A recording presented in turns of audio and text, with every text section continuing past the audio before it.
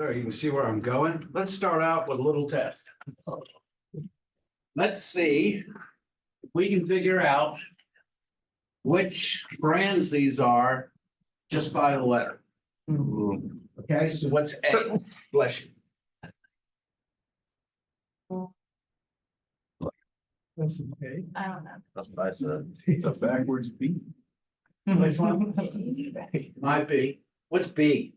Like bubblicious. Bubblicious. There you go. What's C? Campbell's. Right. D.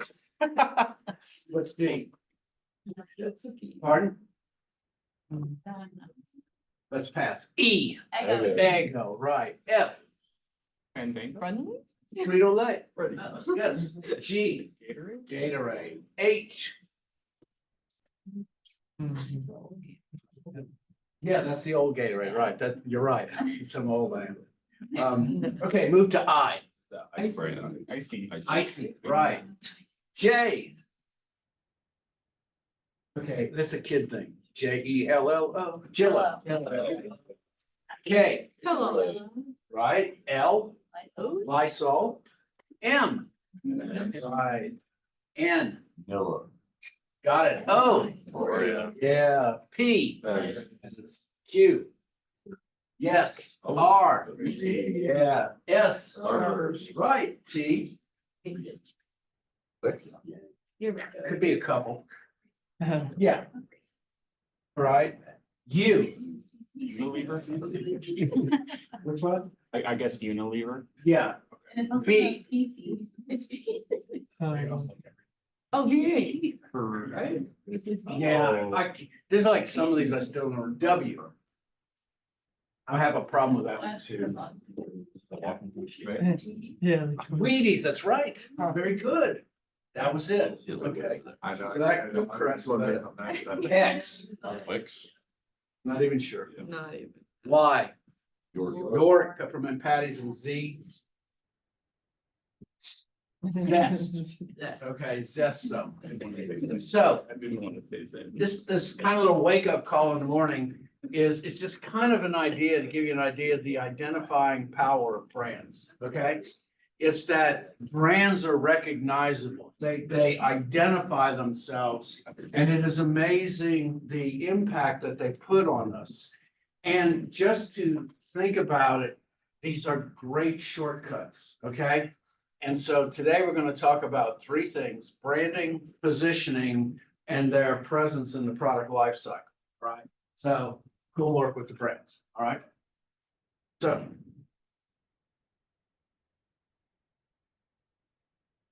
let us go. Oh, I haven't even downloaded chapter 7 yet. Me too. Right.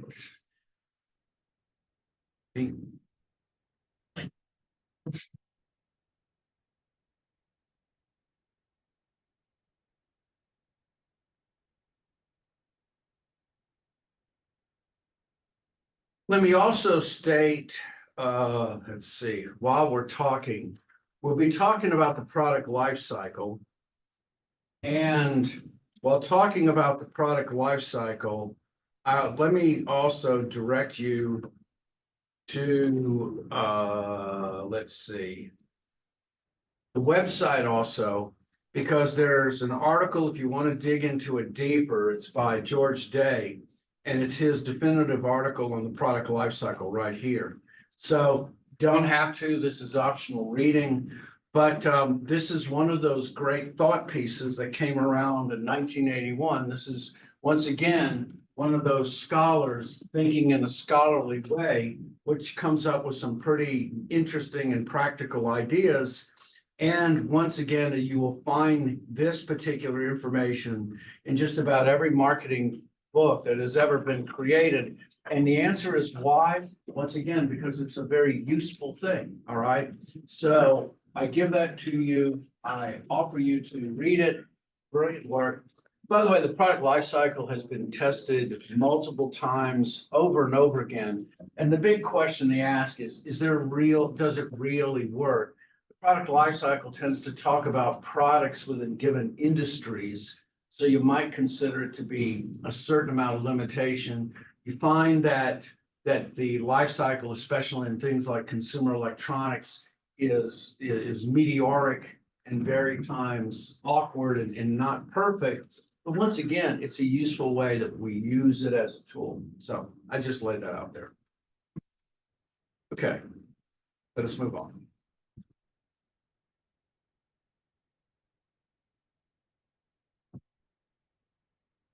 So here we go. So without further ado, let's talk about what a brand is and what we just saw. A brand is any combination of a symbol, term,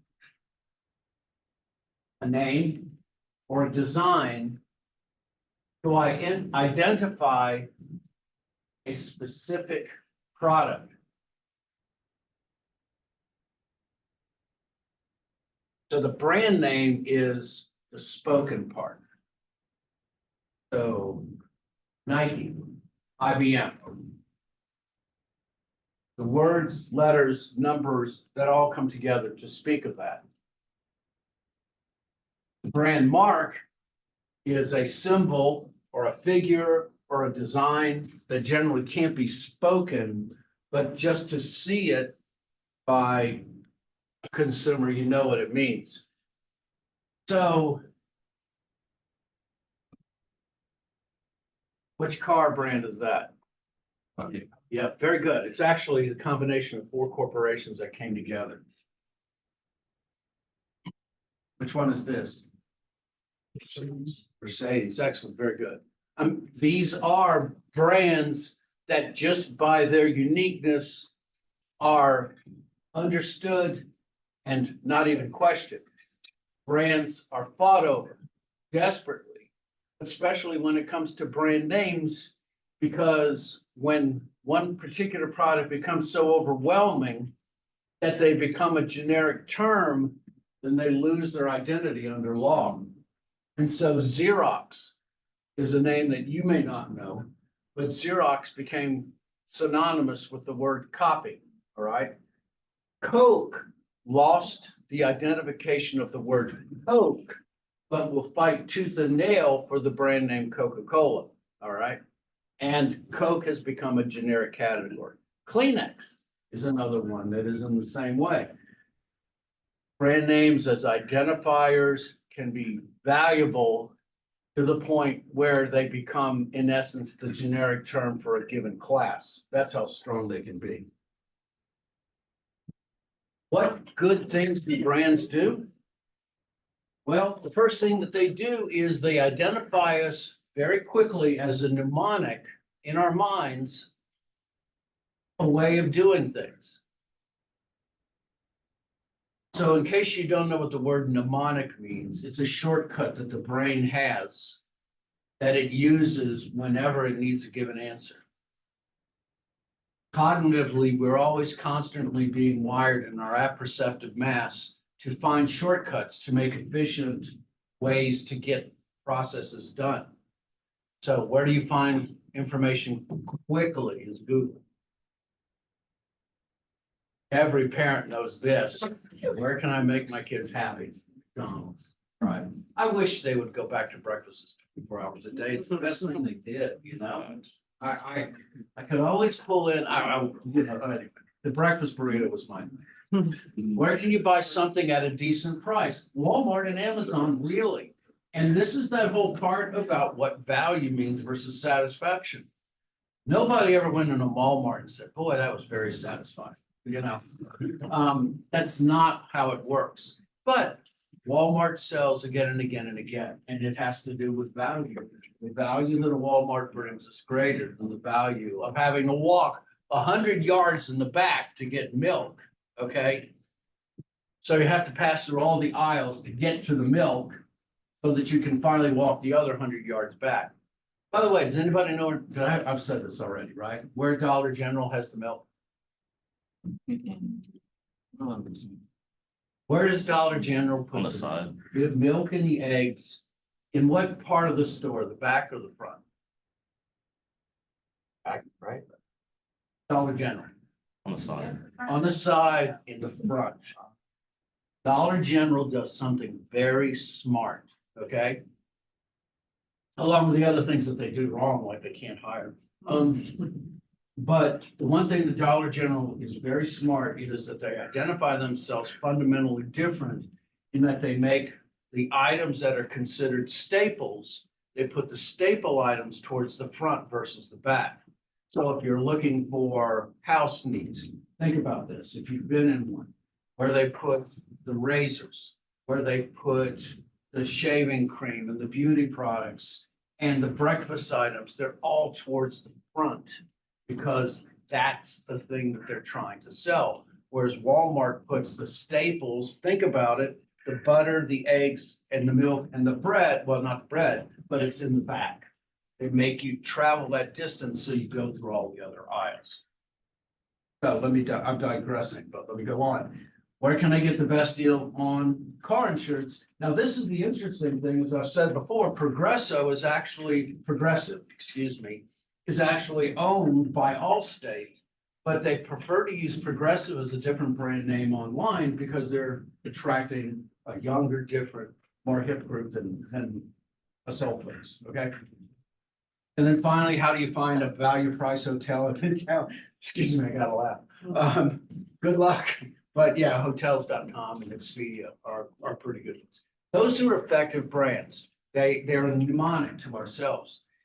IBM in the 80s came up with a great mnemonic that featured the 3 big blue letters. And the mnemonic was, and I said before, nobody ever got hired for buying IBM. Fired by buying IBM. It was a brilliant strategy because this was in the era where computerization was just reaching down to the middle to small industries, and consumers just simply weren't not just brand aware, but industry aware of products at that time. And so the smart strategy and the safe one was to buy IBM. That's how effective branding works. So here's kind of a montage of all of the attributes of brands. And we'll talk about brands also having to do with corporate brands and all the different permutations. So it's kind of a busy slide. You don't have to worry about it. Oh, one other thing. Branding, its most important function is an authentic representation of the company. And so the Made in USA label is one of those big ones that a lot of brands put on, which is like an extended brand. But when you make a claim like that, it better be right. So Williams Sonoma made false claims about Made in USA, paid a $100 fine. What does this mean?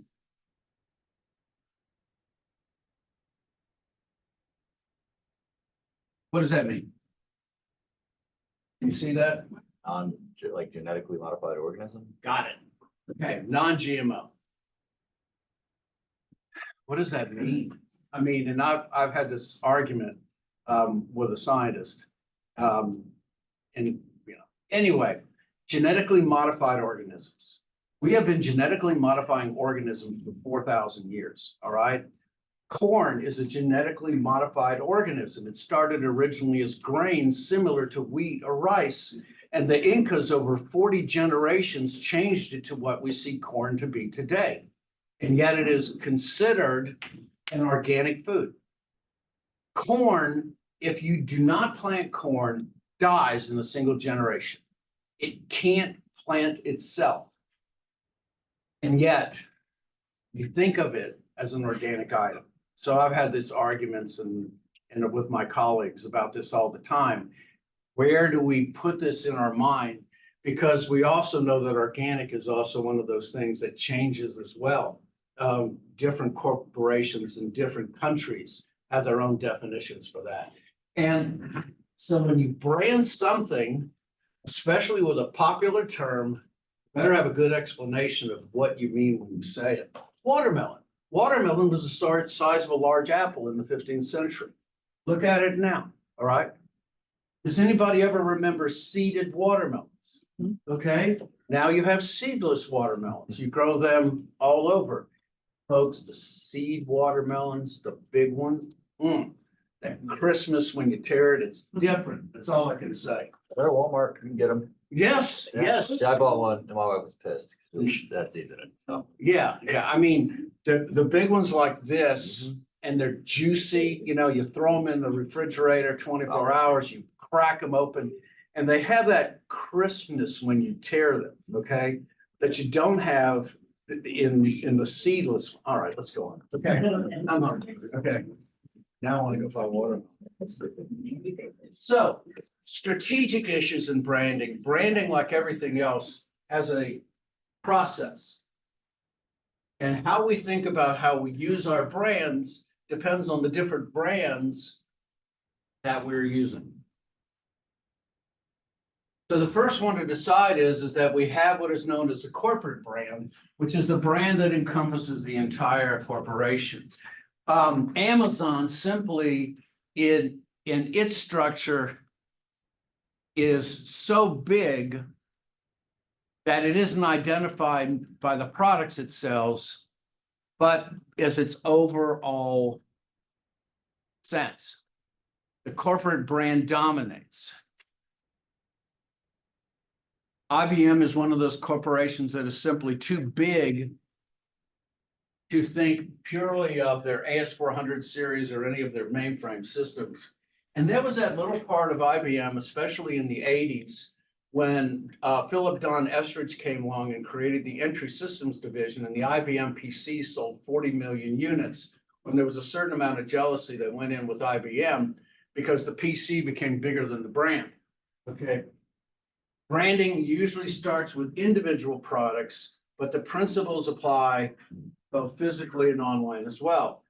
Target is a brand, but Target is not a product. Generally, when you're talking about a corporate brand, usually it is in a way of benevolence. They tend also to talk about in broad ways in which they're supporting society as a whole and their ability to create solutions. So the message is much different. But just as vital to have a strong corporate brand as it is to have individual brands as well.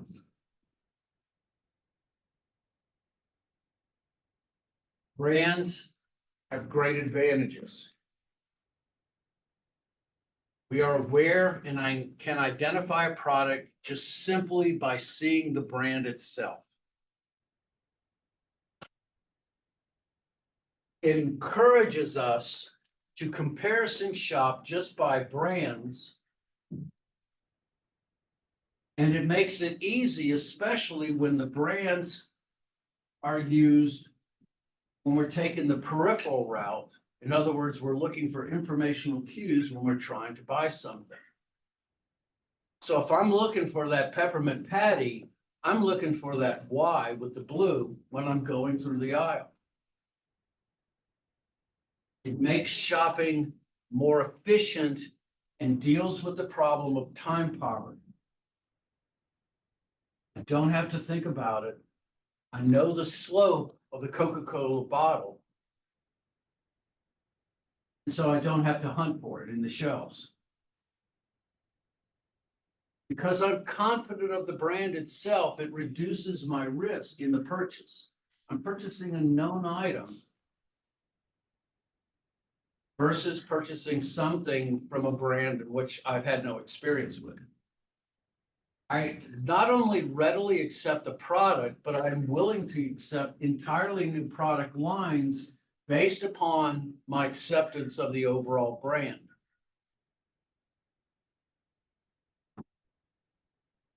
And then finally, and this is one of the biggest ones, we identify or want to be part of the brands themselves. It is a very powerful thing for us to associate our own personal identities with the brands that we purchase. We, in essence, become part of the brand.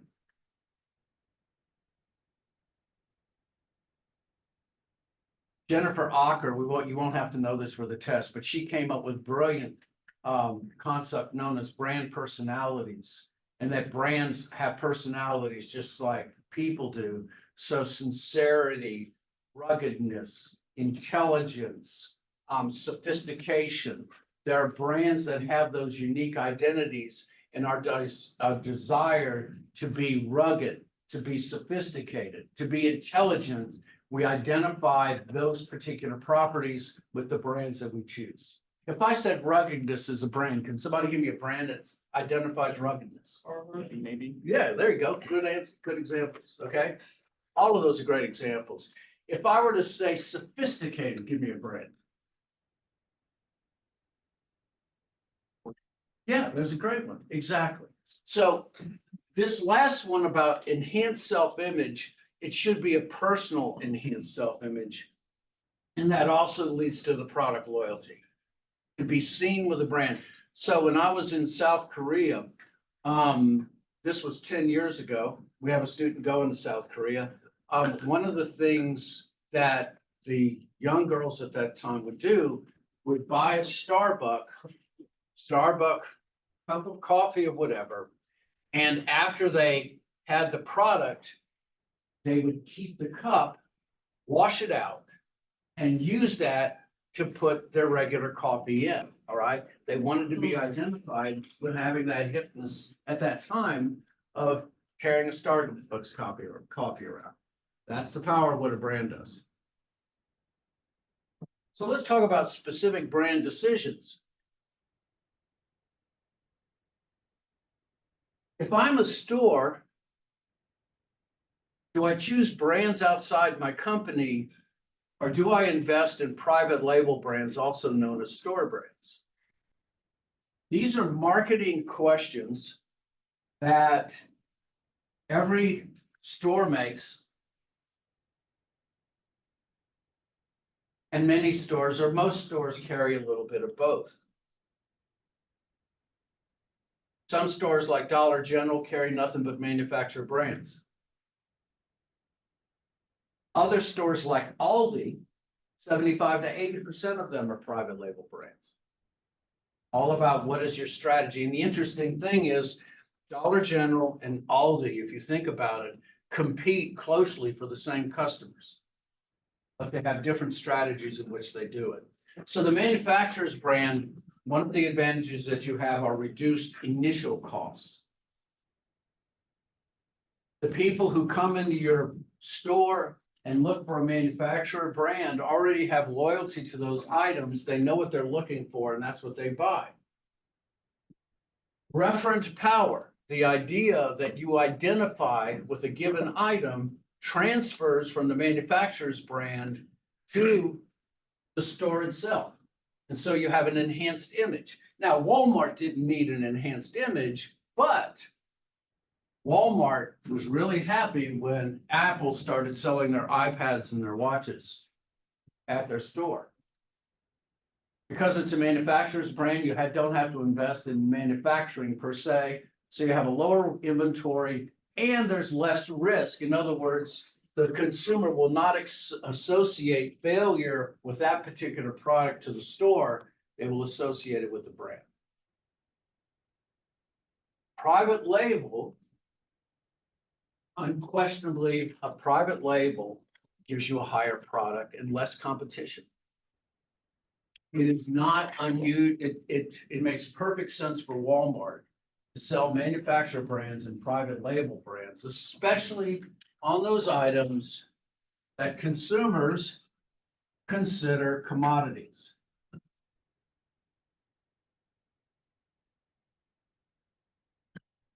And so I can think of, oh gosh, aluminum foil. Okay, paper products. The essence of these particular products are so generic in nature that you're just looking for the cheapest thing. There's a certain amount of exclusivity because you brand them in such things as Sam's Choice. You have complete control and total loyalty. And so those are the powers of having a private label brand. The biggest, I think personally, the biggest assets that you have to think about, especially is profit. So supermarkets on average make 2% profit on every manufactured item they sell. Think about that, okay? That means if they sell $1 million in a day, they only make $20,000. Supermarkets have anywhere from 52,000 to 150,000 separate items in them. Maybe I'm not jaded. I think they're remarkable places. They're amazing. All right. And so what the private label brands give them is they give them 35% margins versus 2%. And so that's the way you sell them. And you find private label brands especially valuable in Europe and overseas in the Asian countries as well. So the branding decisions, you know, there's always equal ways in which to go about it. And of course, once you really start getting big into selling, Amazon, like many other corporations, have started private branding their own as well.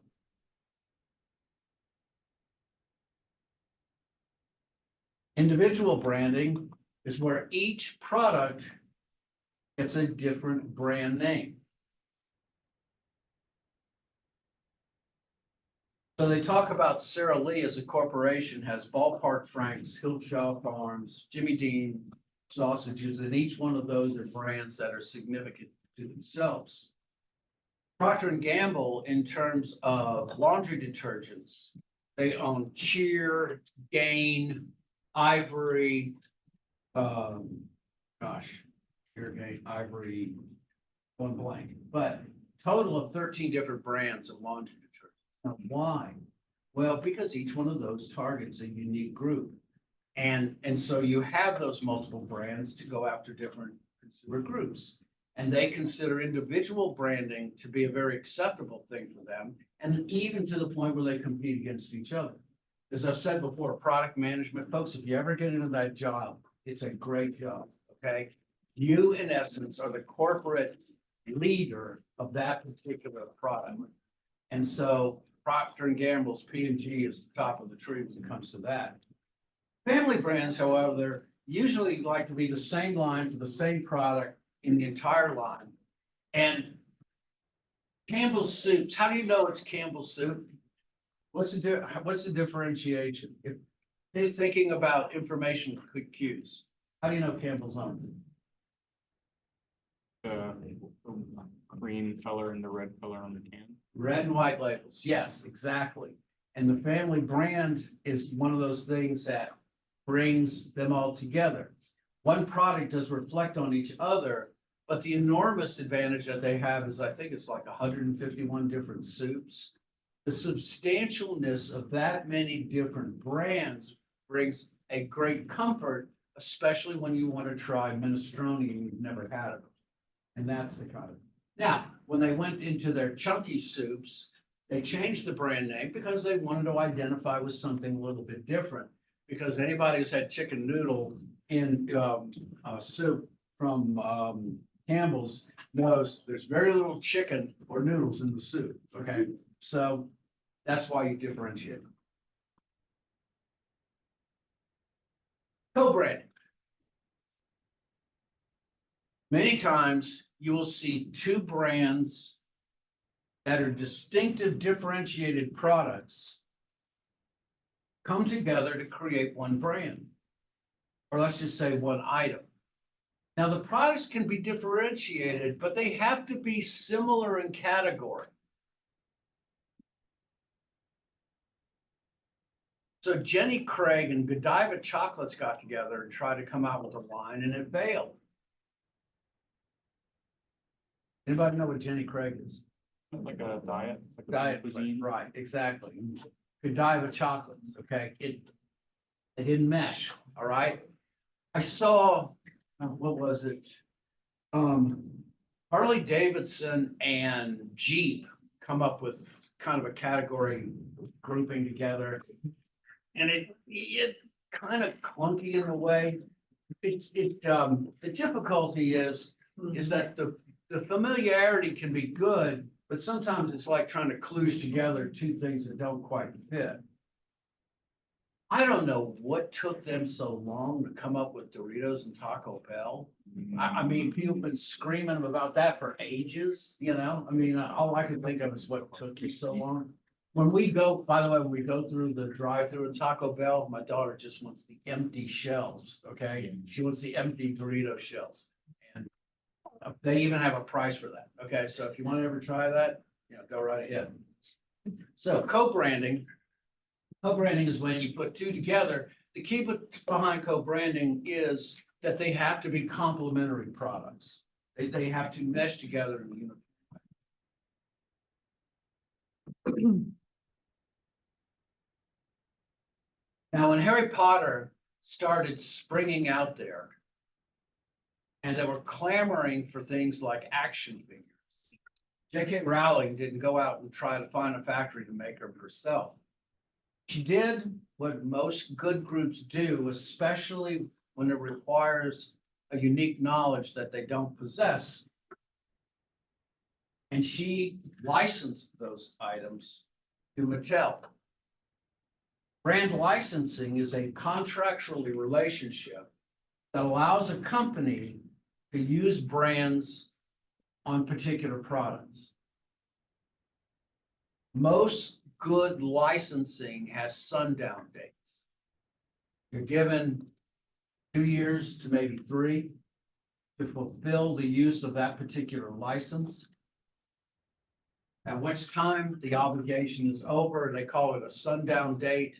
And by December 31st, 2024, the license no longer exists. That's what the smart ones do. Very common in toys.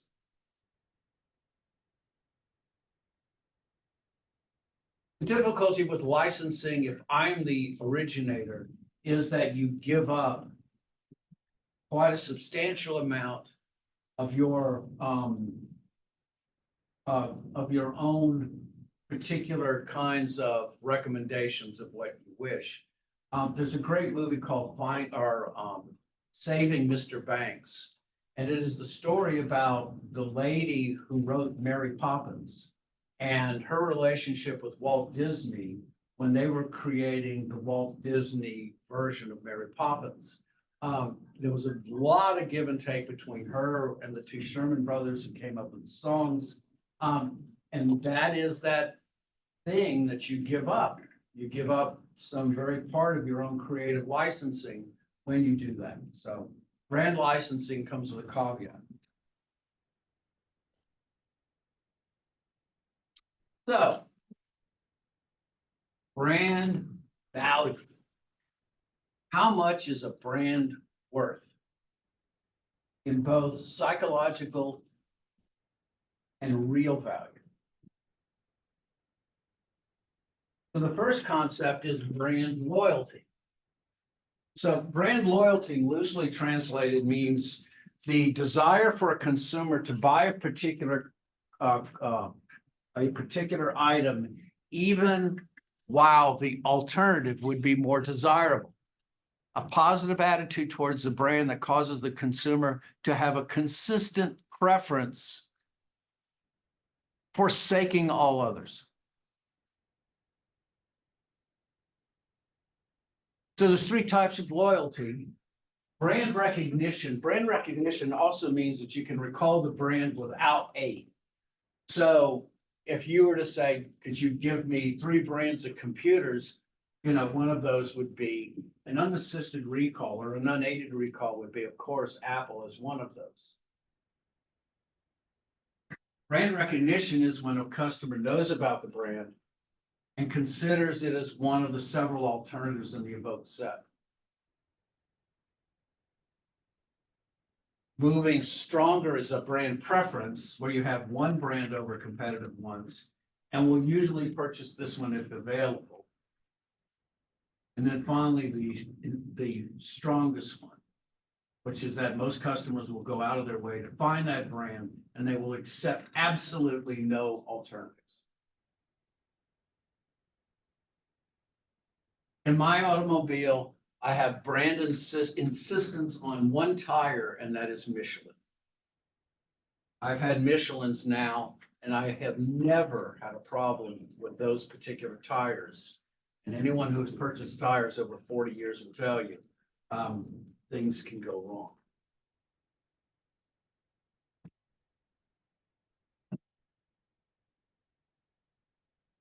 So brand equity is something very real.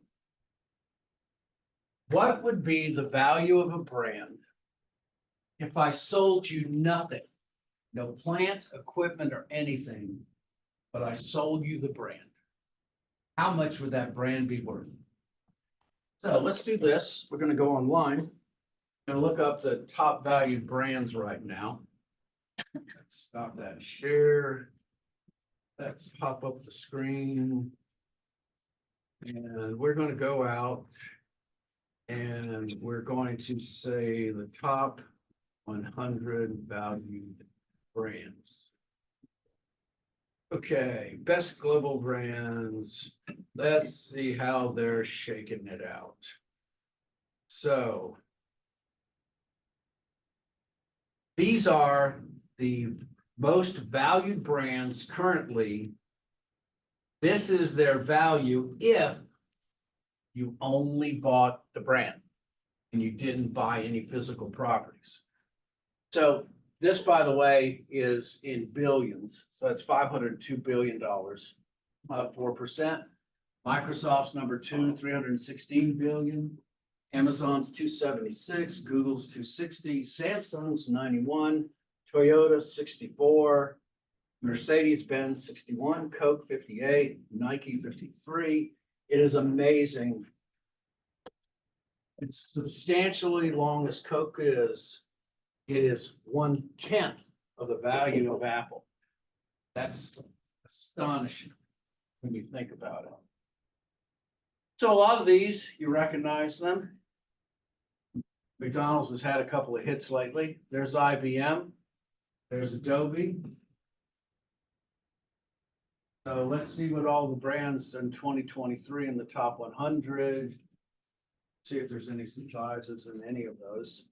Chanel, Facebook, JP Morgan, Honda, American Express. Amazing, as powerful a brand Honda is, it's 1/20th of the size of Apple. Accenture, Gucci, Pepsi's, a lot of the ones that you would think that would be in there. Maybe a few surprises, maybe some are lower than you might expect. But it just gives you a feel of the value of a strongly built brand. Even just as simple as this simple font, Morgan Stanley, is worth $11 billion. This is the power of brand equity, all right? This is the value of just having the best brand. And so a good brand can stand against some of the worst tides. And brands, as I said, of consumers' desire, all of those identifying characteristics are what are known as brand associations. And as I said, the brand personalities The attributes and benefits of a brand we wish to identify with. We're proud to wear our labels. They come to be at the front. It is not surprising that of the logos on all the laptops, isn't it fascinating that the logos are right side up when you flip them out? Because guess what? That's advertisement. And that's the way it should be. And so the brand association, our need to identify with them is a very, very powerful characteristic. So I showed you the world's most valuable brands, and this is the constant moving scale. Now, along with this, it's important to understand that the package is also an identifiable brand. That it has more than just the features of being a carrier of whatever that item is. But it is actually a moving advertisement in and of itself. And so I wanted to show you from another series of slides I have, some of the advantages and the functions of what a good package should be, okay?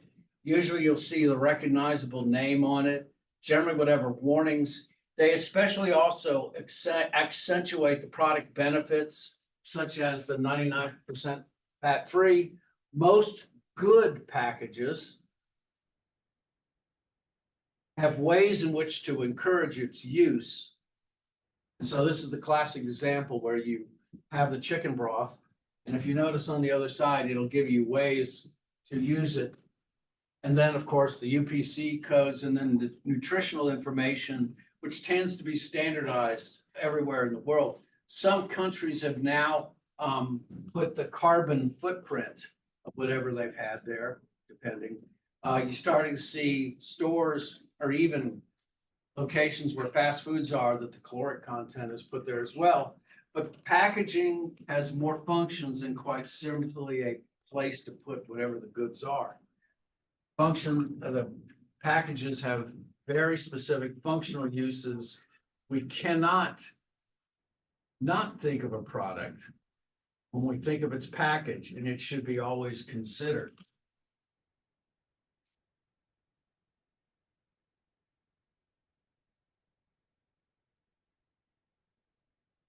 So, okay, I'm at a point, let's take our 5-minute break. And we're going to come back, talk about differentiation and positioning, and then we'll start into the product life cycle. Be right back.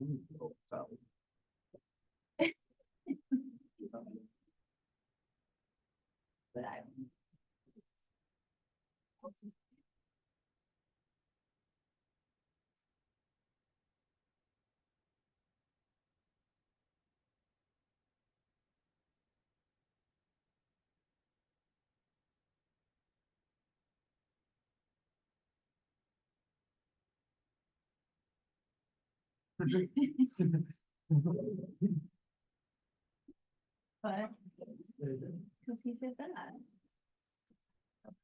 Yesterday, he said God today, but 10 a.m., so I'm saying no.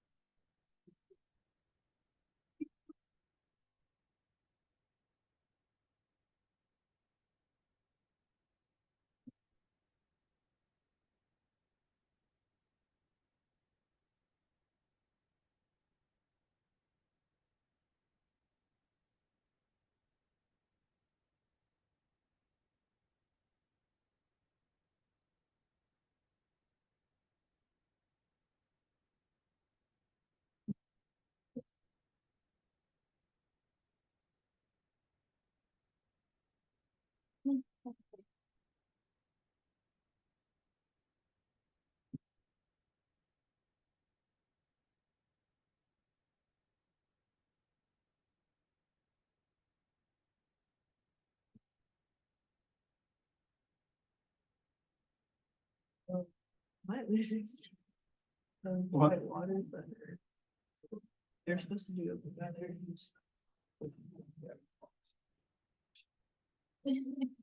Okay, sure.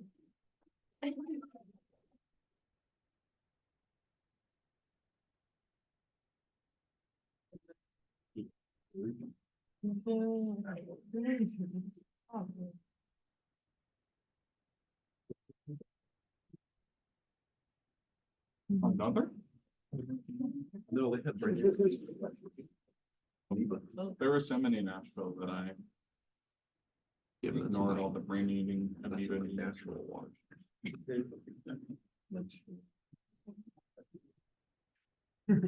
You know, everything you say, old person asks somebody.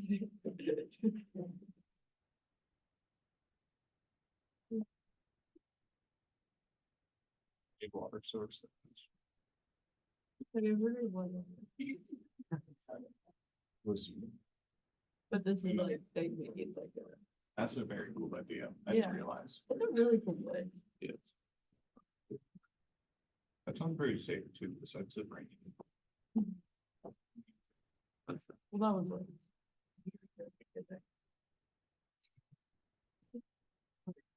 Honestly.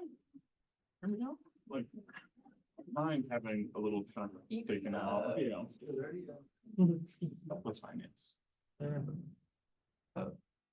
think this is.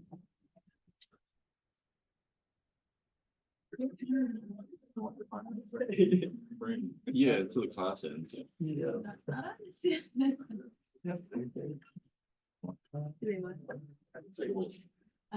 I never been. No, not even. Not that nice. Like there's, right, is some. Off. Don't worry. I do what you gotta do. Yeah. No, not even sorry. What about Sierra Mist? Is it Sierra Mist? Dude, I'll tell you like something, like, I held it, I was like, Like Mr. Soda. yeah, more like that. One. Mr. Lemon Lime.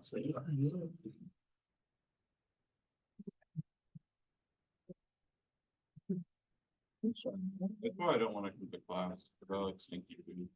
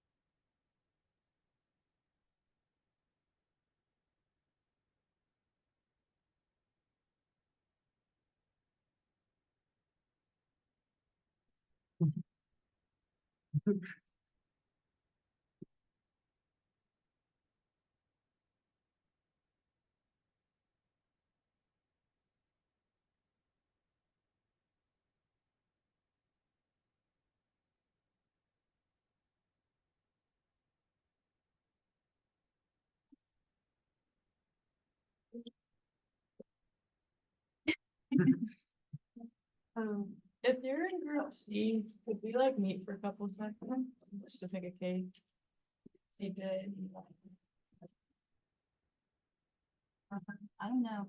I don't know. This time. You guys have any preference in like? I was kind of thinking Walmart because it's like big. Okay, cool. I made a kind of the project outline. I think it breaks it up pretty evenly.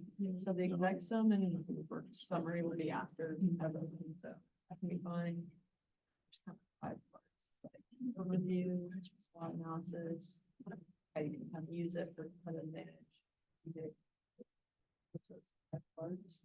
So I figured it would be all of them split up. I don't know what you think. Okay, yeah.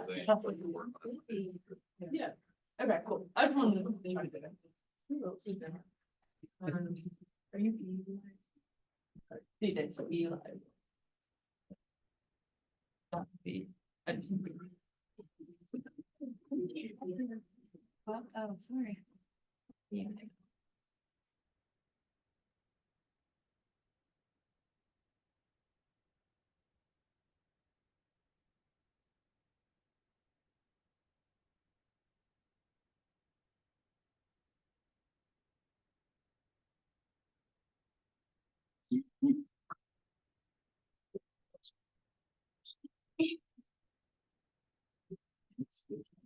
Yeah, I'm sorry.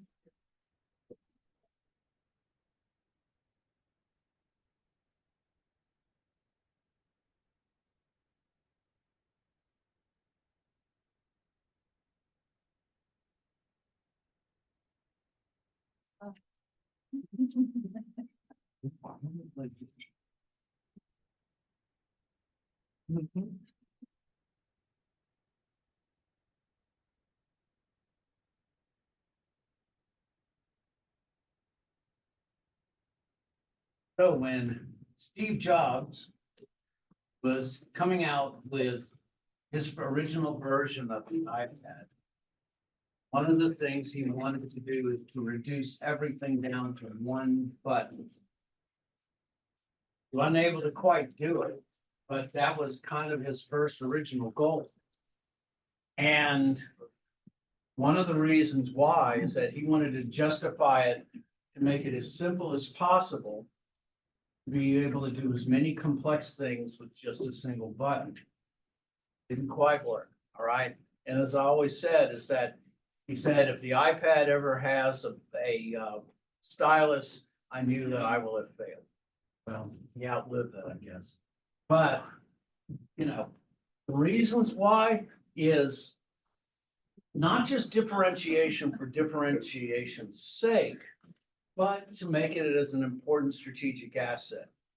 Differentiation is the antidote to commoditization, especially in consumer electronics, where features tend to be so similar together. It is what makes us different that makes us more valuable. Creating differences in offerings that set us apart from the competition are vital, because that's the way we can succeed as a corporation. So there's that great experiment that was done many years ago. And it was where it was a hot dog and beer stand on the beach. And it was two hot dog and beer stands right next to each other. They both sold hot dogs and beer. That's all they did. They sold the same product, all right? So they ran this particular experiment for a week. And then what they did is that after a week, they took one of the hot dog stands and they moved it 50 yards down the beach. And both stores sold 50% more. Why? Distinction is what sells, not commoditization. Uniqueness, speciality. Those are the things, hopefully, that the consumers will desire. And if you are especially trying to attune to unique consumer groups, that's what differentiation does. And so the process from segmentation, targeting to positioning, the third step of positioning is creating a mental image of the product that sets it apart from its consumers. It's in a unique place in relative position to the competition in their minds.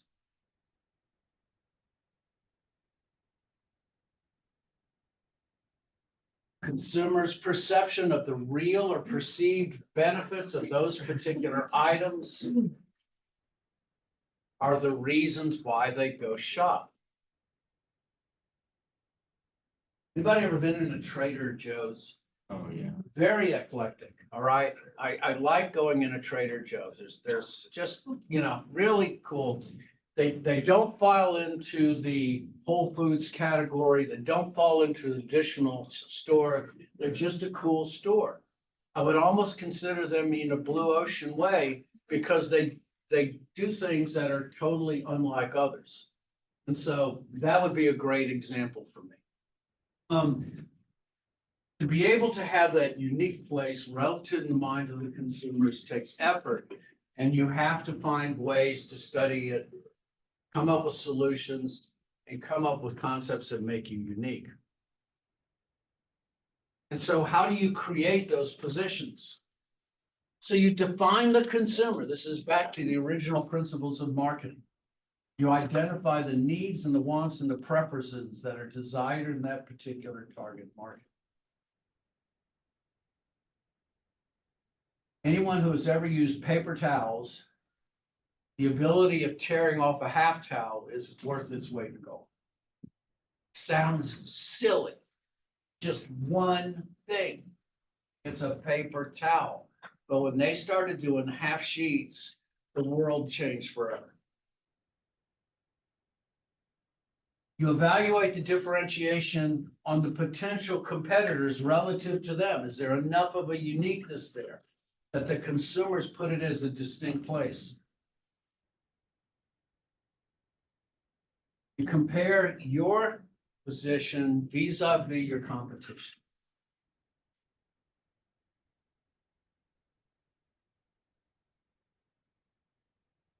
You're willing to create and incorporate disruptive technologies. This is where especially cell phones are in this internal vice grip between each other and will never let go. This is why LG finally got out of the smartphone industry when they were like number 3 and number 4. They had so many different features that had combined now, especially in a maturing market, that there was really no way to differentiate them, especially from Samsung. They got out and they went somewhere else. You must identify what makes your particular product unique, and that your firm is capable of matching the capabilities. And you develop a marketing program around that.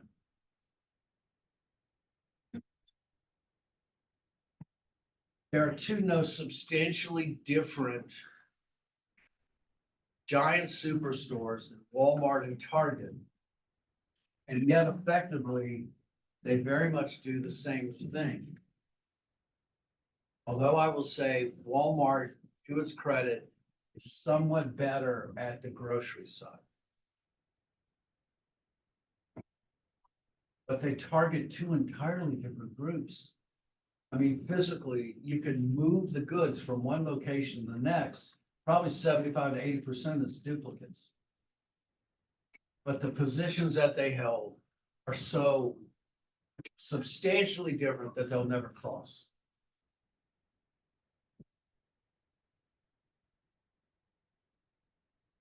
Now, how do we visualize this? Because this is a very key thing. We need to find ways to do research to know where corporations and products exist within each other. This is a concept that's known as a perceptual map. This actually tracks consumer perceptions about given items. So the way that this would work is you would do this research, and they would say, when you have the name Buick, I want you to come up and tell me what this means. And so they would have what's known as semantic differential questions. They would have conservative on one side and sporty on the other. And they would ask you where to put the Buick brand, one place or the other. Somebody would say, when you do Nissan, tell me where that is. And Nissan would be over here. That would be the way that they do the research. Then they would have another question where you would have affordable practical on one end of the semantic differential, and then you would have experience and distinct or expressive and distinctive on another. And they would tell you on that timeline to put where exactly you feel this what goes. Now, there's not a positive or negative here. They're from one side to the other. But the dangers are when corporations are this close together. All right. When perceptual maps put you this close together, you're in trouble because they consider no distinction between a Honda and a Toyota. Now, The one thing that gives them the advantage is that it's not a multiple cluster like you see between Tesla, Porsche, BMW. But Honda and Toyota actually incorporate what we call a sweet spot, which they in essence have an area that they themselves own.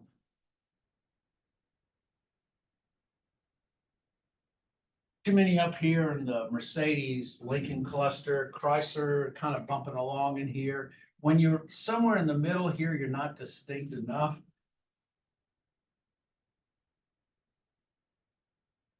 Now, if I were BMW and I were up here, what I would try to do is develop items into the more affordable, practical part and move my brand in this direction.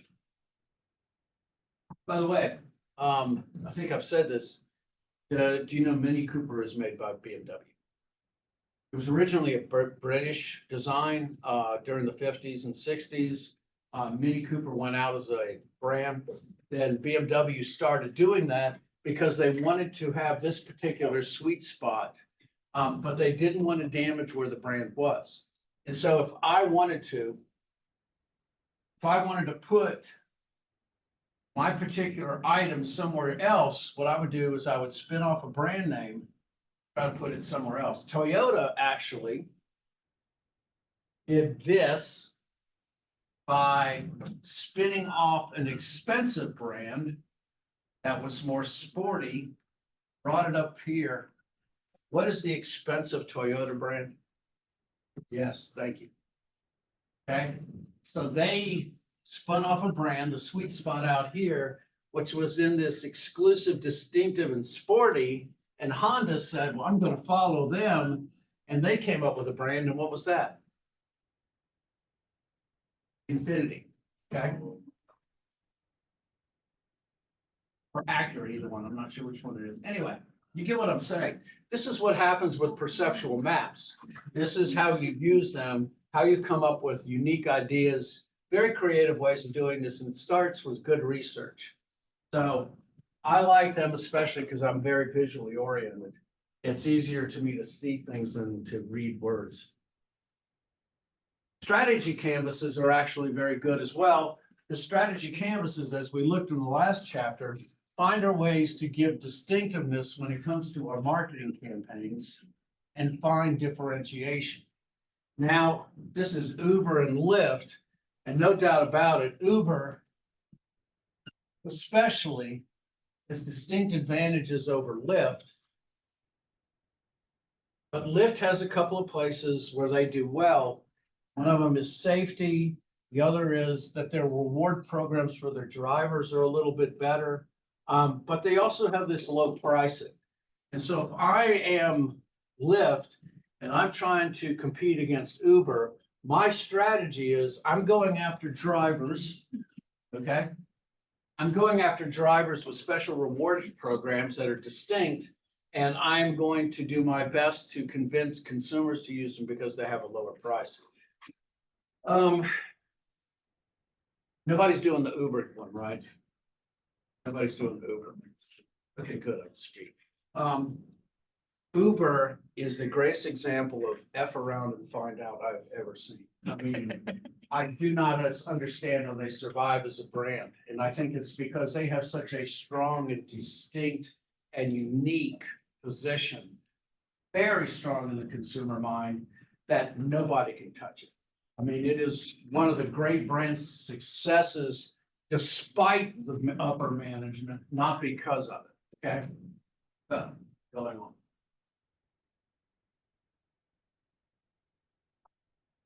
So what are real ways that you can have unique differentiation? There are real qualities and they are psychological ones as well.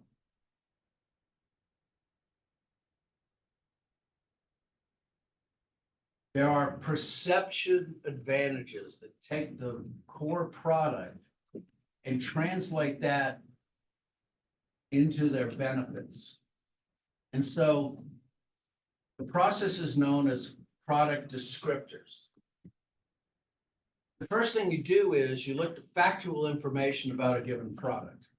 Its characteristics. You accentuate its advantages. And then the benefits, which are the needs satisfying characteristics, what does it ultimately mean?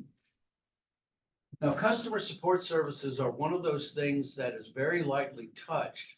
But if you want to take two products that are just the same and differentiate them, enhance the service, it's the number one fastest way of doing it. It requires an investment in personnel, but if you want to be able to sell, that's the way you do it. It's the difference between a department store tailorships and a Joseph Banks. Up the service, and you get a better product, or you get a better perceived product at a good basis for differentiation. And so this is my example for the select size paper towel. So the features, advantages, and benefits. So it can be torn into varying sizes. You have more sheets on a roll. It's made out of stronger material.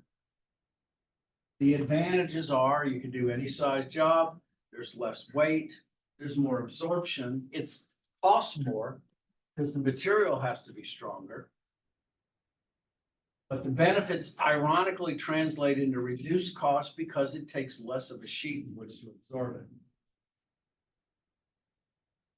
And so this is an example of using product descriptors. Features, what advantages it brings, and the overall benefits. And so these are strategies for making a product unique and different.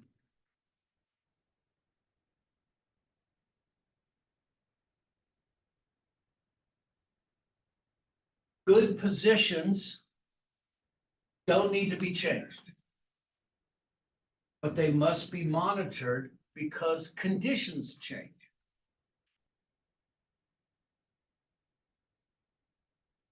Consumers are constantly also raising the bar.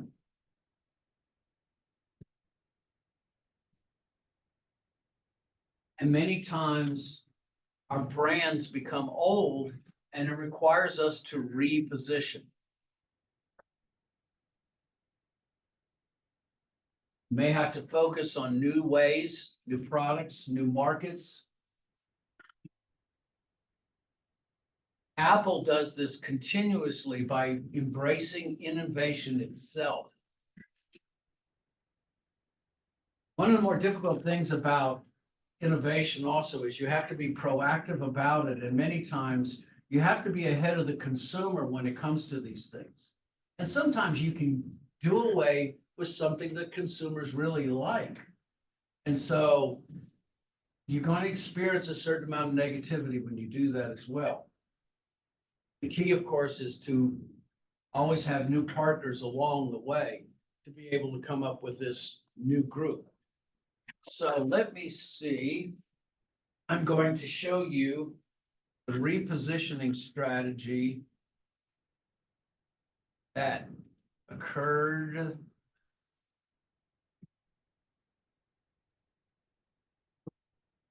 So take it. Beat that. Going to go to YouTube and let's do this. So I talked about Mountain Dew. And I'm going to show you where Mountain Dew originally came from. Okay. Right, hold on. Prepare to cringe. Because this was the original Mountain Dew.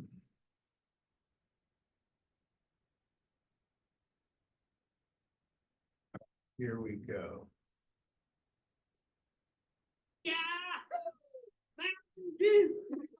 Oh, beautiful Sal was a stone-hearted gal, refusing to bill or to coo. I didn't write this. But Clint was right smart, he appealed to her heart with that gal getting good old Mountain Dew.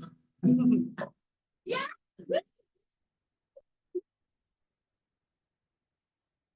It'll tickle your innards cause there's a bang in every bottle. At the county turkey shoot, because Luke warn't worth a hoot, he was hopeless till he finally took the cue. Now he shoots off the cuff, it's more than enough after nipping at that good old Mountain Dew. Sure as shooting, there's a bang in every bottle of our delicious soft drink, Mountain Dew. It'll tickle your upper ear. All right, if anybody needs to go out and throw up, go ahead. So anyway, this is Mountain Dew. Okay, this was the original content of where it came from. And this is Mountain Dew meant Tennessee tranquilized, okay, moonshine, all right? So this is where Mountain Dew came from, all right, Tennessee. It has been, you know, as I said before, one of its secrets is it has twice the sugar than half the carbonation. So it really easy to drink. Interestingly enough, all of the soft drinks in the United States came from the South. I don't know if you knew that. So Coke started in Atlanta, was bottled in Mississippi. Bart's root beer came from them. RC Cola was from North Carolina, of course. What's the one here? Yeah, thank you. And Mountain Dew came from Tennessee. So just kind of an interesting factoid. So you've got Mountain Dew and they're needing to go in some different direction. And so what they do is they start identifying themselves with X Gaming, all right? They start sponsoring X Gaming as a way of getting themselves into a new generation. And they come up with a new phrase, do the do. And let's see if I can find, let's see, Mountain Dew commercial. Chuck Norris. Yeah, that's it. So let's do this one. Okay. We're up to 1 million hits. Sweet. Who is it? Chuck Norris. Yeah, right.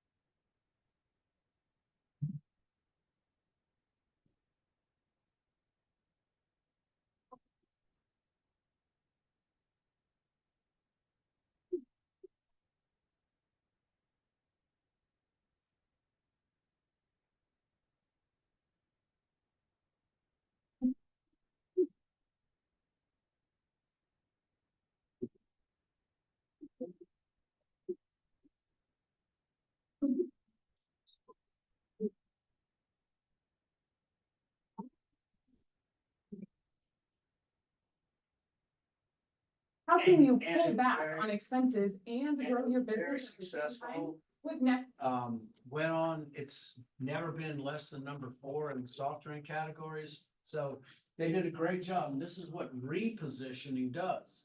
Is you take that brand identity and you do your best to find a new way to position it in the new consumer's mind.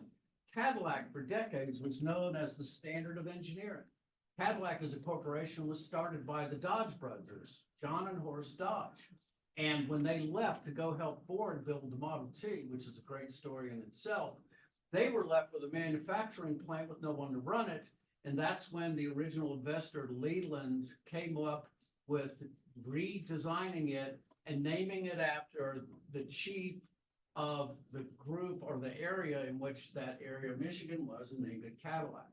Cadillac, then I showed you, became like the white bread, big car kind of thing. They repositioned themselves by redesigning the Cadillac CTS, and now they have a unique position, as you notice from the perceptual map. You've always got to be repositioning. Okay.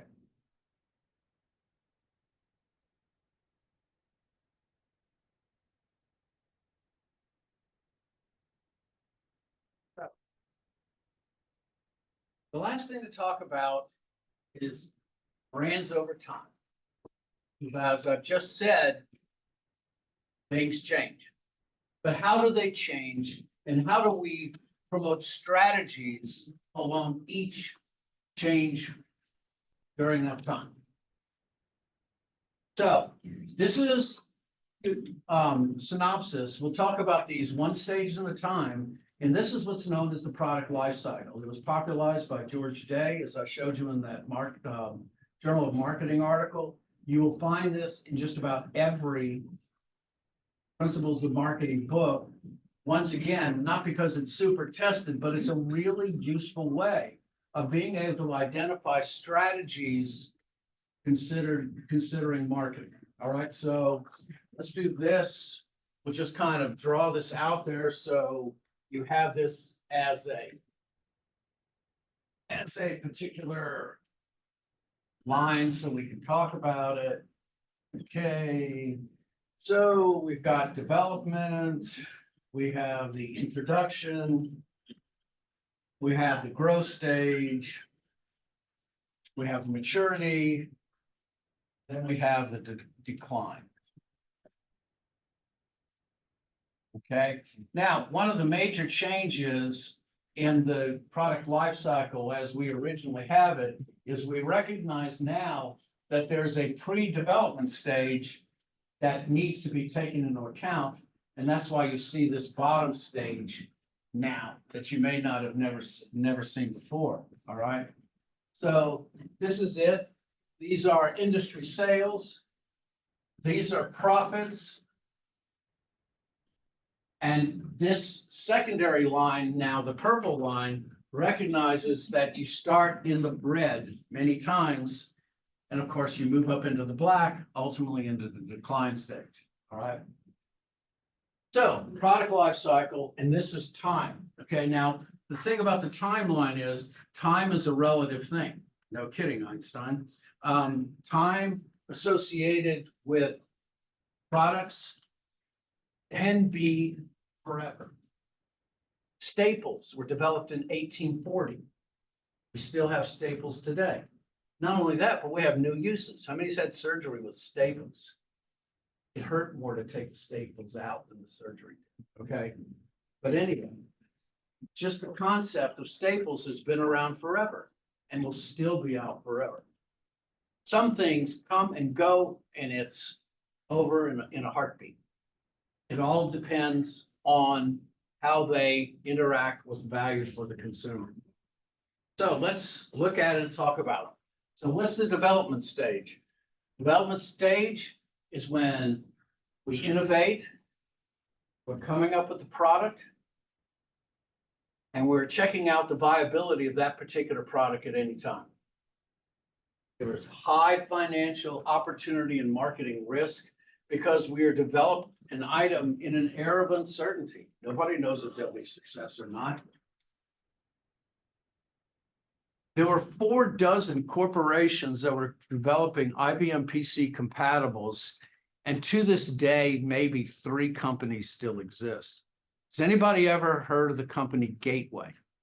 Yeah, they look like a cow or something. Right, very good, very good. You got it. Gateway is one of those corporations that was part of this group and did not make it for many, many reasons, okay?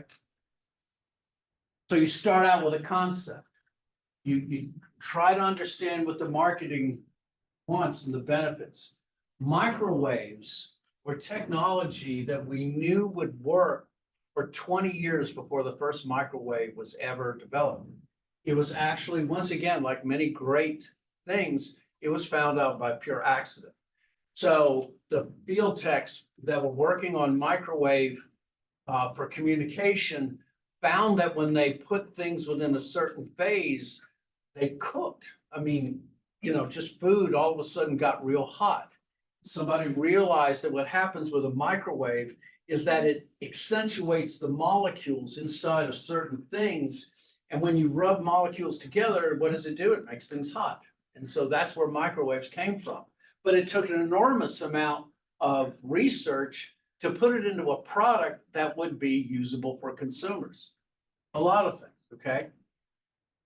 You have to think about the product itself, how it can be used, its benefits, its potential, the synergy with sales and promotion. You do feasibility studies, the anticipation of sales, the ROI that's required, the timing in the market itself.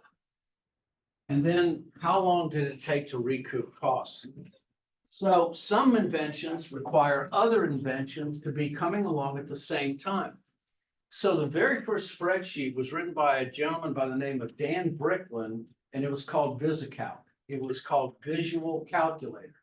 And he had this idea by working on his Apple, and then realized that when the Radio Shack came out with the Model 1, there was actually enough of machines out there that would actually support someone buying them. So he went to this computer electronics show of 1979, 1980, and he brought 5 copies of VisiCalc and sold them within the first 40 minutes. And that's gives you an idea how fast things can hit. There was a company called Fifth Generation Systems in Baton Rouge, Louisiana, that came up with a way of backing up computer systems by using floppy disks that you separate or flip back and forth to each other. Brilliant idea. Company exploded. We went to 3.5-inch floppy drives. Company died. That's how fast things can happen. But all of this starts with the feasibility. Whether or not you anticipate being able to get the one thing. The only reason you're in business is this. The only reason you make any choices in any job that you'll ever do is because you're doing this. You're increasing the return on investment. Remember that, right? The reason that you do anything in any of your jobs is you're going to increase the return on investment. So the development stages start. You're bottoming out, you have no sales, and then you have the introduction stage. The introduction stage, the development is complete. You have working models. The sales start targeting customers. Hopefully it's widely accepted. Marketing strategy does multiple things. Let me first say that along with attracting customers, remember the AIDA model, increasing awareness, you must engage in education, especially if it's a discontinuous event. Microwaves, quite simply, consumers did not know how to use them. I said before, yeah, you'd throw a turkey in and you'd have a saddlebag in about 30 minutes because you thought that you could cook meat in there, and they're not really good for that. But somebody came up with a brilliant idea of using bacon, and then now you had a purpose for it. And of course, now I think it's like 90% people use it for popcorn. But you want to induce trial, all right? Now you're starting to work, and you have, usually you will use in this one-to-many model, because mass communication is important. It will include also education on how to use it. But then what you're also going to do is you're going to start expanding your supply chain relationships. And this is where, if you have a strong product, this is where reference power becomes vital. Jump on the bandwagon. You don't want to be left behind. It's the hottest product out there. It's the best thing since ShamWow. Come on. Try to build on the availability and visibility of the product. And if you're lucky, an influencer will come by, see your product, especially now, and then promote it that way. Beware of shills, all right? Authenticity is important. The pricing objectives must balance with your need to recoup your investment.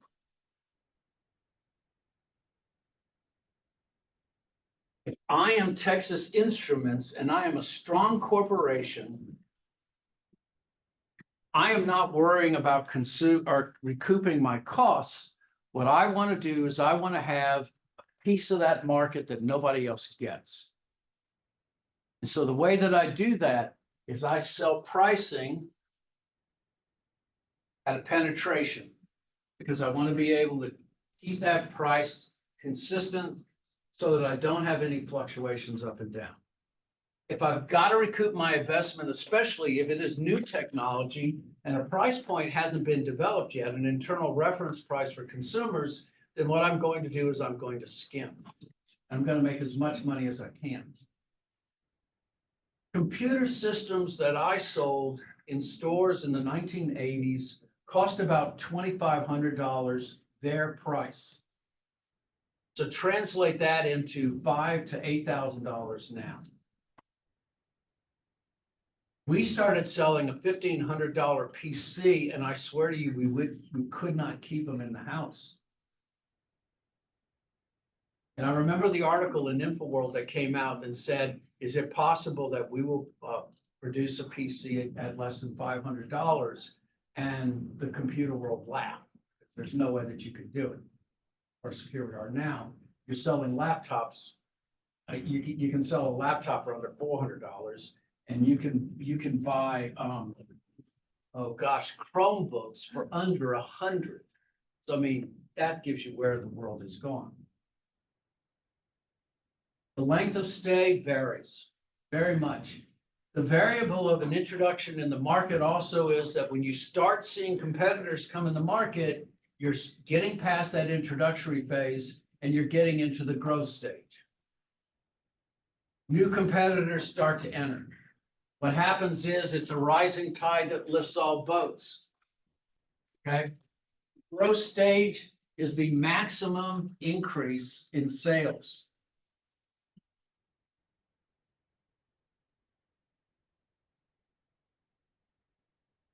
First-time purchasers start to become repeat purchasers.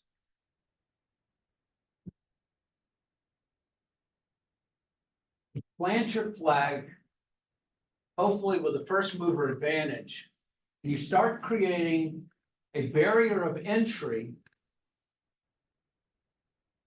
for customer satisfaction and brand identity.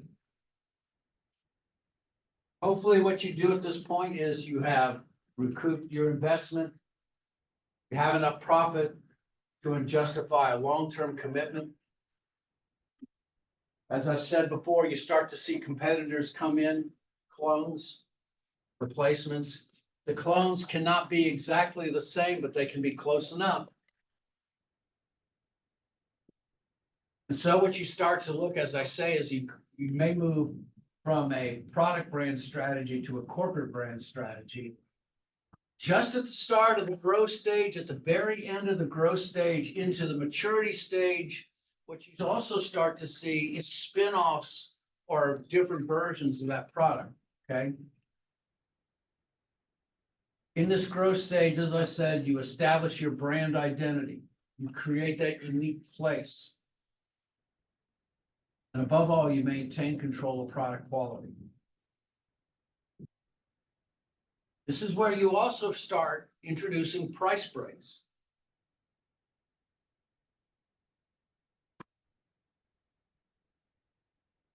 You start providing reward to key channel partners to continue the advancement. And somewhere in there, in the defined area, is that place between price and demand where everyone's happy. And you keep your eye on the competition that's coming up.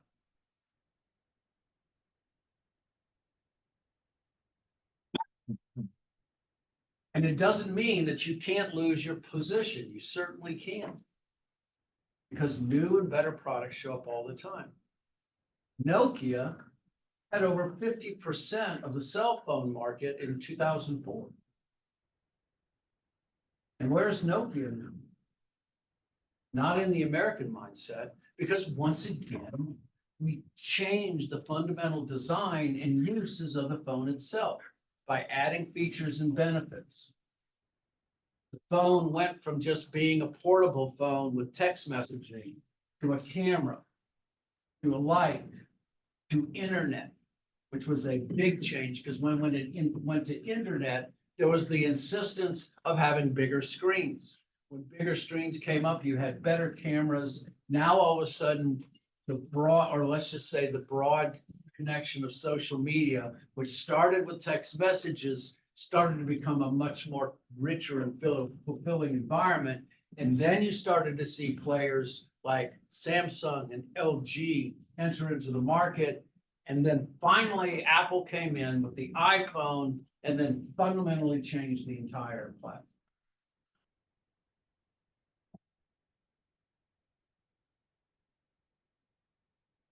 So you shift from acquisition to retention, you build brand loyalty.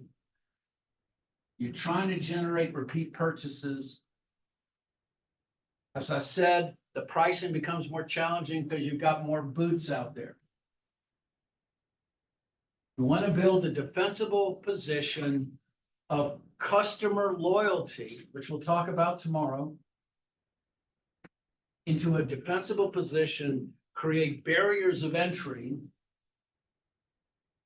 and reduce the consumer's ability to move to other things. The single smartest thing AT&T did was to secure a contract to be exclusive sellers of the iPhone for 3 years.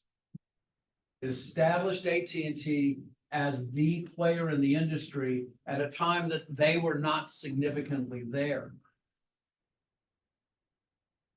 And so this is an example where group connections can achieve great things. The referent power that Apple has to AT&T's brand was irreplaceable. The maturity stage is generally the longest stage, okay? This is where you have hit the apogee. You've hit the very height of the sales, and there's not necessarily a coasting, but you're at the peak. And what you're trying to do is you're trying to generate a positive cash flow. What's happened now is that the rising tides are no longer lifting all boats. And so if I can't get more market by the growth stage, I have to go get it from someone else, and that's usually my competitors. And so my idea is to increase my market share by increasing my share of the customer. In other words, I want my customer to buy more of my items. So what I do is I start spinning off higher models and lower models and creating brands up and down to be able to produce and have a larger share of that market. So I develop a product image and I create a product line that will expand the number of users in that market, perhaps even find new applications for those items, and maybe even apply new technology. So Arm & Hammer baking soda, what they did was they find new uses for a very, very mature market, that being baking soda. So that expands that Arm & Hammer brand, baking soda, now into toothpaste, now into the refrigerator, using it as a fire retardant, which is vitally important. And by increasing the uses of that product, I can maintain that market share and stay in as long as I can. Usually at this point, you're far past the education of the consumer. You're talking about the valued experiences that consumer have had with their product. You start to see more slice of life commercials as well. The satisfaction of using this particular product. Gerber, for years, Gerber has been around making baby products forever. And Gerber products generally are not just talking about the benefits of the latest car seat. They're talking about the generational satisfaction that consumers have had with those particular products over the years. And so this is how maturity extends the life of a given brand or a given product. So Nintendo is one of those fascinating brands. My son is a Nintendo person, bar none. That's all he wanted, okay? He started out actually after the NES, went into the GameCube, loves them all. Nintendo in 2004, 2005 had difficulty because they were having to transition also individuals into different categories as well. The other part of that is quite simply is the big shoulders of Microsoft with the Xbox coming along. Then, of course, the substantial that the Sony had with their PlayStation is you had some difficulties in trying to be able to get around this. there was an article in 2005 that I read in InfoWorld that said that that Nintendo 18 months before it was happening was coming out with a new interaction system that they hope would revolutionize their experience. They were about 6 months away from bankruptcy. And so they had to come out with a new item, and they came out with the Nintendo Wii. And so this is how they were able to relaunch and reposition their particular brand. So let's see.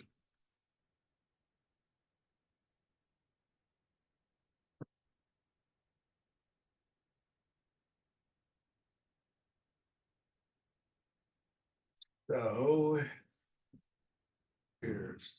this is the commercial they launched at the CES, the Consumer Electronics Show of 2006. It's a very simple way to launch it. It's only 5 words, okay? They let the action speak and fundamentally change the ground over everybody and totally sent them from a maturity stage back to a growth stage.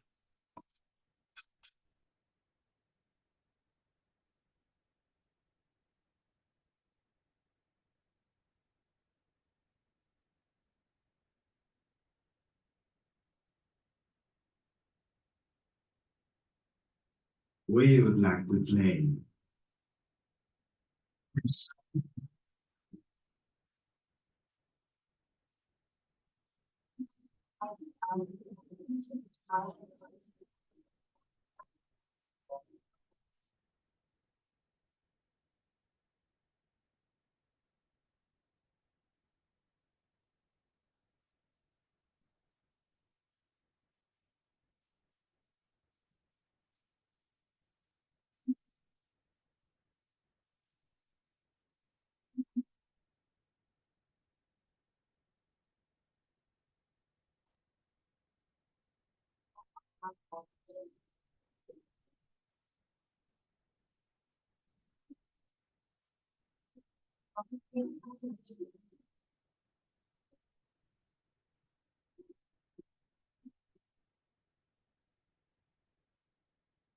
We would like to play.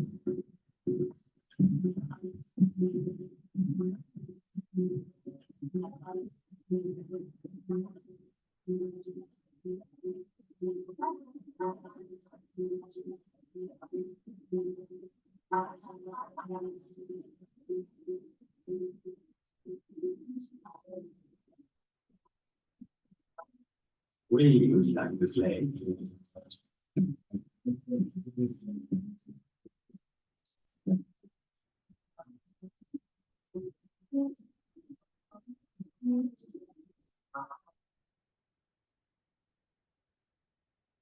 Now, what types or sizes or ages of people were in there? Every time, all types. That's what the brilliance of the Wii did, was it broke the group, the user group, traditionally young men between the ages of 15 to 25, and made it usable for everyone. And so this is a classic example, or one of the best examples, is Nintendo reset the clock and went back from the maturity stage back to the introduction stage. Brilliant, okay? One of the best and most brilliant campaigns ever.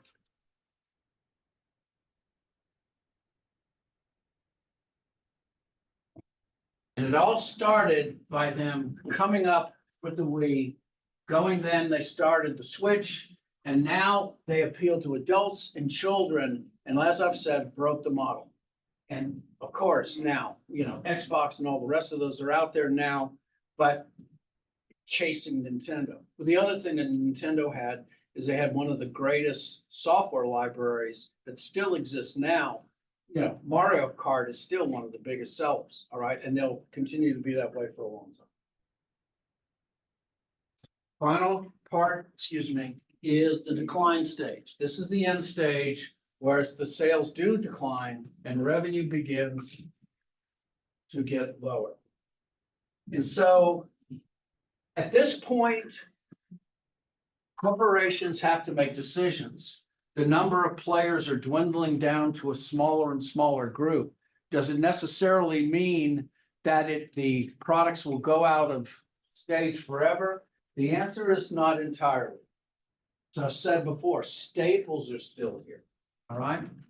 Many products will still be around. There's always the possibility that they can be perpetually updated, all right?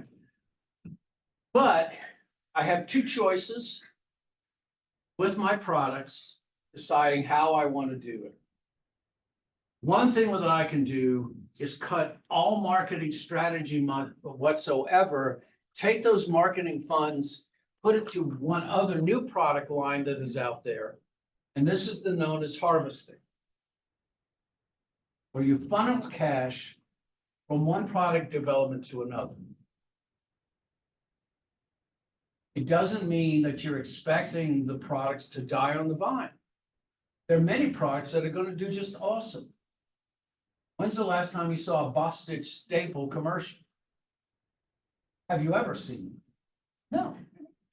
But if you go to Staples or you go to an Office Depot, you'll find a Bostitch or a Swingline stapler there. And that's a classic example of harvesting because there doesn't need to be any spending at all whatsoever. By the way, just to say no marketing whatsoever, great example is Waffle House. Waffle House spends $0 on marketing, okay? Waffle House basically takes all of its money, it doesn't even insure its places. It takes the money that they have and puts it into a pool, so when Lord knows a disaster comes along, they're able to put the Waffle House back up as quick as possible. The the NOAA has what they call the Waffle House Index. Okay, so the Waffle House Index is to their way of knowing whether it's true. You can look it up. Is a natural disaster is that bad? So a Waffle House Index of 1 that says that it still has a fully functional menu. They say that that's a minimal storm. If the Waffle House Index is a 2, or a limited menu, it means that there was substantial damage. That there was significant issues, all right? So they've only got a limited menu coming out. And if there isn't a Waffle House open, they call it a major disaster. Seriously. So harvesting is basically gradual cutting. Divesting is where you pull everything and sometimes you even sell the item itself. So Procter & Gamble, as I've said before, sold a product known as Oxidol. Oxidol was the original soap that did 100% of all of the marketing for daytime dramas from 1955 to 1984. Excuse me, 1980. Oxidol sold soap from 10 a.m. Eastern to 3 p.m. Central for 5 hours for for over 20 years. But Procter & Gamble decided they didn't want to, they wanted to come up with other brands. So they sold the brand Oxidol to another company. You can find Oxidol on the shelves. Just depends on whether it's time to get out of that item or not. So you realize this is that you have a lower segment, you still have loyal customers. There are competitors that are spilling off, so you try to attract them. And sometimes even low-cost producers are still able to hold on. But certainly the number of players aren't out there. And there's certainly not substantial profits, but it doesn't mean you pull the products if you're making money. If you're making money and doing zero investment, this is the definition of what's called a cash cow. A cash cow produces revenues far beyond the product cycle, quite simply from consumer loyalty and the resistance for change. And so you continue along this line, you ride that horse till it drops. Okay.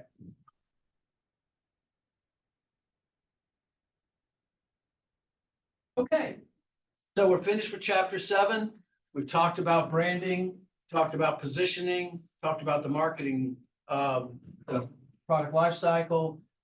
Tomorrow will be chapter 10, where we talk about long-term customer relationships.